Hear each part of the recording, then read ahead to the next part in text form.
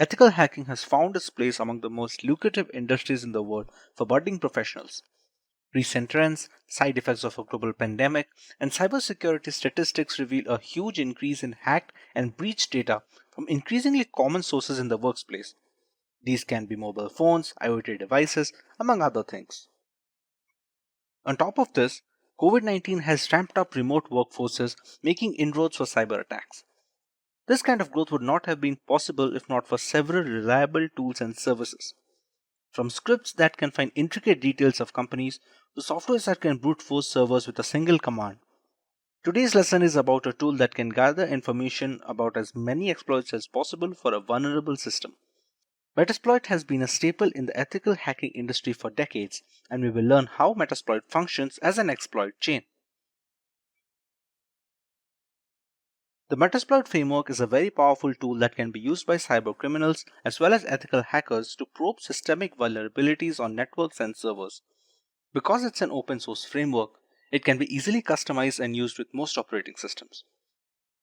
With Metasploit, the ethical hacking team can use ready-made or custom code while introducing it into a network to probe for weak spots. As another flavor of threat hunting, once these flaws are identified and documented, the information can be used to address systemic weaknesses and prioritize solutions. Once a particular vulnerability is identified and the necessary exploit is fed into the system, there are a host of options for the hacker. Depending on the vulnerability, hackers can even run root commands from the terminal, allowing complete control over the activities of the compromised system as well as all personal data stored on the device. A big advantage of Metasploit is the ability to run full-fledged scans on a target system, giving a detailed picture of the security index of said system. This also lists the necessary exploits that can be used to bypass the firewalls and the antivirus software. Having a single solution to gather almost all the necessary points of attack is very useful for ethical hackers and penetration testers as well.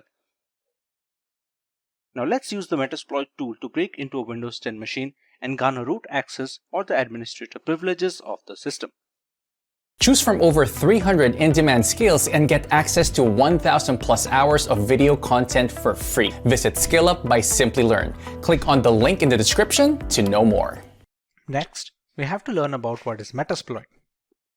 The Metasploit project is a computer security project that provides information about security vulnerabilities and aids in penetration testing and IDS development. We can open up the terminal here.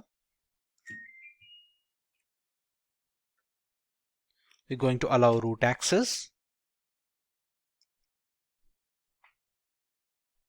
And to open up Metasploit, the keyword is MSF console. It's going to take a little bit of time to start it up.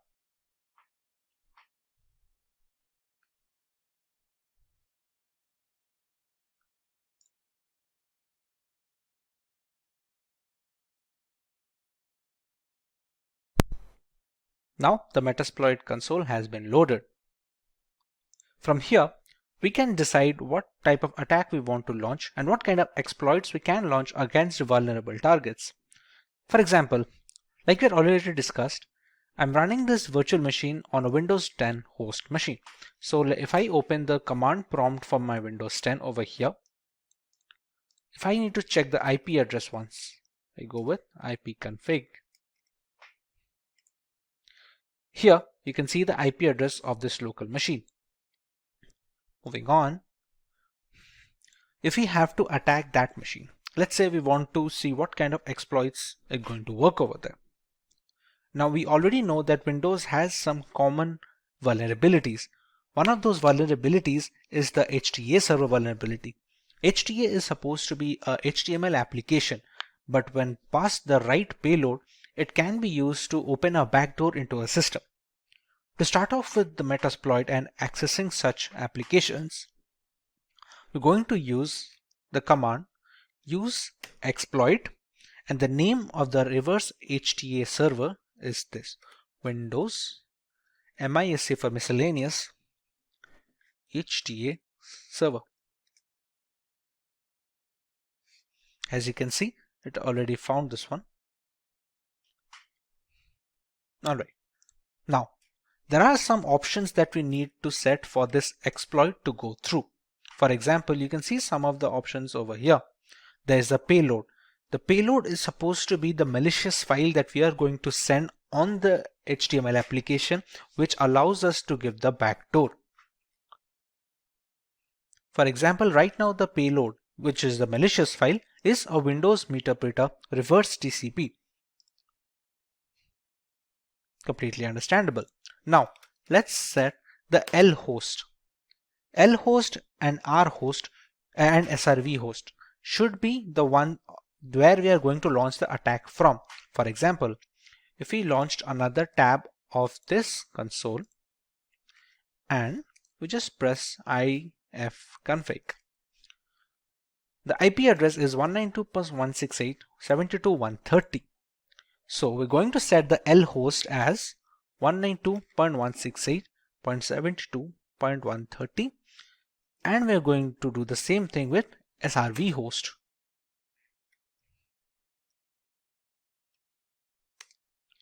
We're going to set a port where we need to capture the backdoor access. Next, the payload has already been set. This payload will launch a backdoor and give us Meterpreter access to the system. Meterpreter can be considered as an upgrade of a normal command prompt shell. We will look into it once we get the access in the first place. Now that we have set the commands, we can press on exploit and press enter. Now, you can see we have a URL over here. We're going to copy this URL.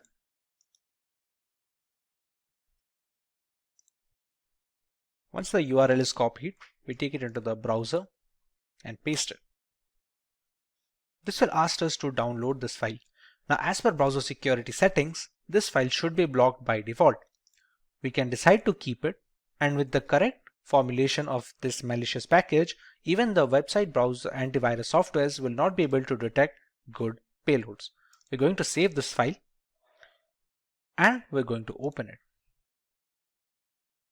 Publisher could not be verified. If we press run and we go back to our Meterpreter access over here, you can see it has already captured a URL of an HT server and it is writing delivering payload. Just have to wait for a few seconds till the payload is delivered. It has sent this much amount of data. Meterpreter session 1 is opened and we should get the access soon. There we go. Now, to understand where is the session set, we can write sessions -i. As you can see, it has a Meterpreter over here. We're going to write sessions -i. The session ID is 1, so we're going to write 1. And we have the Meterpreter access. Now, to get a fair idea of the system, we're going to write sysinfo, and it's going to the computer name, the OS, architecture, all these things. We can write the help command to see what are the things that we can get out of the system. We can take screenshots, we can control the webcam and start a video chat. We can take a lot of things over here. There are other commands as well where we can change the file directory, like the cat command, cd command. There are so many things that work in the normal CMD which we can run on the Meterpreter as well. Now, if we want to access this command prompt of the system directly, we can go with this. We have to write shell, and there we go. We are in the downloads folder right now. To see if this is the same computer or not, we're going to write ipconfig. As you can see, it is our victim machine with 192.168.29.171. We can just press exit and we're back with the Meterpreter access. This is how we can use Meterpreter and Metasploit to gain access to a Windows 10 machine. Next, let's take a look at how we can get root access from a Windows 10 system. We just learned how we can get a Meterpreter access from a system. We can background this Meterpreter session by writing background and pressing enter. We can still see the sessions -i. It's still present over here. Now, these kind of access are not administrative access. These are the kind of backdoors that can be created for standard users. But to get a complete access of a system, including the program files, the Windows documents, we need to have root access or administrative access. To do that, we're going to use another exploit. Reminder that the Metasploit session of the standard access is already present and we're not messing with it right now. We're going to set up another session, albeit with the same machine. That exploit name is use exploit Windows local bypass UAC event viewer. And there we go. Now, if we check the options that we can put in the system, we have to choose an exploit target. We need to put a session as well. Let's say we're going to use the session 1.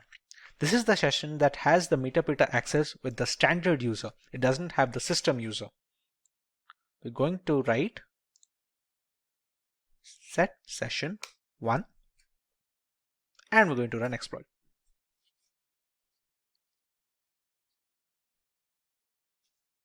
It's going to run a few commands and it opened a second Metasploit session. As you can see, it is the session 2. If I write sysinfo, you can still see I'm not the system user right now. I'm still just a normal user. How can we check that? If you go to shell, I can still see C user Shinobi downloads, all these things. If I press exit, go back to the Metasploit. There is a command on Metasploit, get system. It attempts to elevate your privilege to that of the local system, which basically means you get promoted into root access. So if we write get system, and due to pipe impersonation, we now have the system root access. As you can see, now it has become x64 and we are the admin users. Now if I go to shell, I can easily go back, Windows, and I can easily access these things.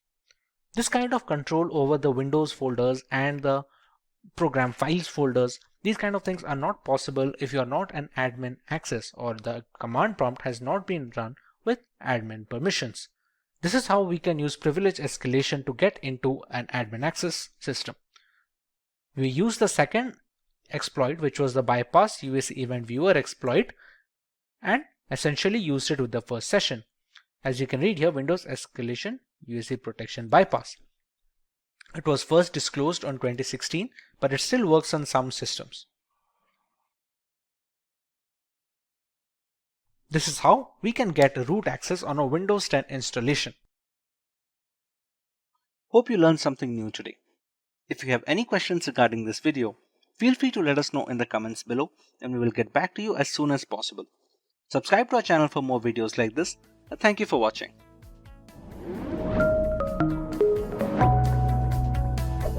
Hi there, if you like this video, subscribe to the Simplilearn YouTube channel and click here to watch similar videos. To nerd up and get certified, click here.